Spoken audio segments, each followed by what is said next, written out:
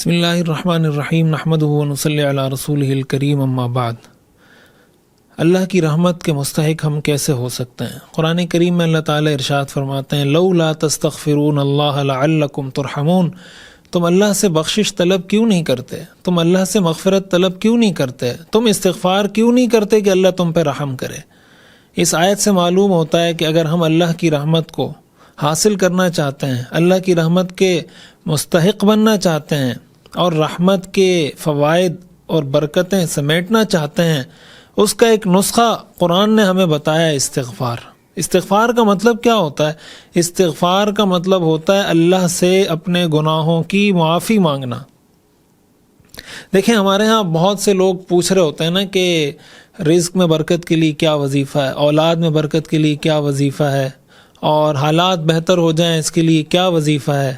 بہت سے ایسے سوالات قرآن کریم نے اس کا خود جواب دیا سورہ نوح کے اندر، فَقُلْتُ اسْتَغْفِرُوا رَبَّكُمْ إِنَّهُ كَانَ غَفَّارًا، اللہ سے اپنے گناہوں کی معافی مانگو، اللہ بہت بخشنے والا ہے۔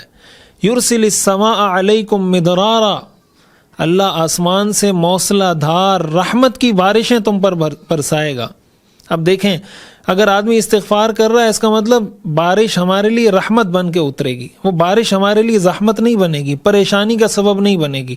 تو بارشیں ہونا کتنی ضرورت ہے ایک انسان کی، اور بارش بھی وہ جو رحمت کا سبب بنے۔ اللہ فرماتے ہیں استغفروا، استغفار کرو، میں تم پر رحمت کی بارشیں برساؤں گا۔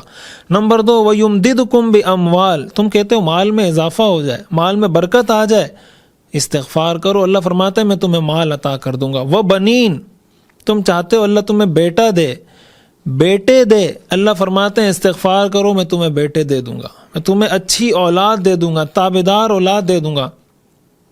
وَيَجْعَلْ لَكُمْ جَنَّاتٍ وَيَجْعَلْ لَكُمْ أَنْهَارًا، اللہ تعالیٰ فرماتے ہیں یہ تو دنیا میں ہو گیا، آخرت میں تمہارے لیے جنتیں ہیں، باغات ہیں، بڑی خوبصورت نہریں ہیں، اس میں دودھ کی نہر ہے، اس میں شہد کی نہر ہے، اس میں پاکیزہ پانی کی نہر ہے۔ یہ سب کب حاصل ہوگا؟ استغفروا ربکم۔ پھر آگے اللہ فرماتے ہیں ما لکم لا ترجون للہ وقارا، تمہیں کیا ہو گیا ہے، تم اللہ کی اس بات کو کیوں قبول نہیں کرتے؟ اس کا مطلب اللہ کی رحمت کے اگر ہم مستحق بننا چاہتے ہیں نا تو اللہ کے سامنے اپنے سر کو جھکا دیں، اپنے گناہوں کا اقرار کر لیں، اس پہ ندامت کا اظہار کریں، آنسو بہائیں، اللہ کے سامنے اقرار اعتراف کریں کہ اللہ میں معترف ہوں، میں اقرار کرتا ہوں، میں اقراری مجرم ہوں، میں مانتا ہوں میں گناہگار ہوں، آپ کی نافرمانی کی ہے، آپ کو ناراض کیا، آپ مجھے معاف کر دیں۔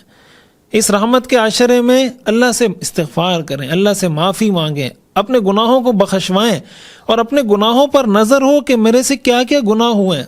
ہمارے ہاں مسئلہ کیا ہوتا ہے کہ ہم اپنی نیکیوں پر تو نظر رکھتے ہیں، اتنے روزے رکھ لیے، اتنے حج کر لیے، اتنے چلے لگا لیے، 1 سال لگا لیا، اور اتنے قرآن ختم کر دیے، لیکن گناہ مجھ سے کیا کیا ہو رہے ہیں اس پہ ہماری نظر نہیں ہوتی۔ نتیجہ کیا ہوتا ہے کہ جب گناہ پہ نظر نہیں ہوتی تو توبہ اور استغفار کی توفیق بھی نہیں ہوتی، اور جب نیکیوں پہ نظر ہوتی ہے تو پھر انسان میں تکبر بھی آتا ہے، بڑائی بھی آتی ہے، فخر بھی آتا ہے۔ اس لیے گناہوں پر نظر رکھنی چاہیے۔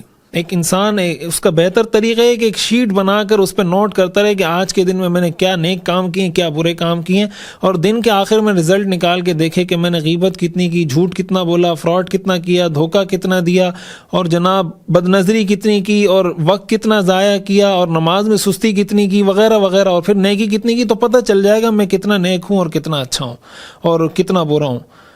پھر اس کا فائدہ ہوگا کہ استغفار کی توفیق ہوگی، اور استغفار کا فائدہ ہوگا لعلکم ترحمون، اللہ کی رحمت کے ہم مستحق بن جائیں گے، اور جب اللہ کی رحمت کے ہم مستحق بن جائیں گے تو ہماری دنیا بھی سنور جائے گی، آخرت بھی سنور جائے گی۔ اور اس کے لیے جو استغفر اللہ ربی من کل ذنب واتوب الیہ، یا صرف استغفر اللہ، کوئی بھی اس طرح کا جو ذکر ہے وہ بھی مستقل زبان پر جاری رکھنا چاہیے، وہ بھی کرنا چاہیے۔ اللہ تعالی ہمیں عمل کرنے کی توفیق عطا فرمائے۔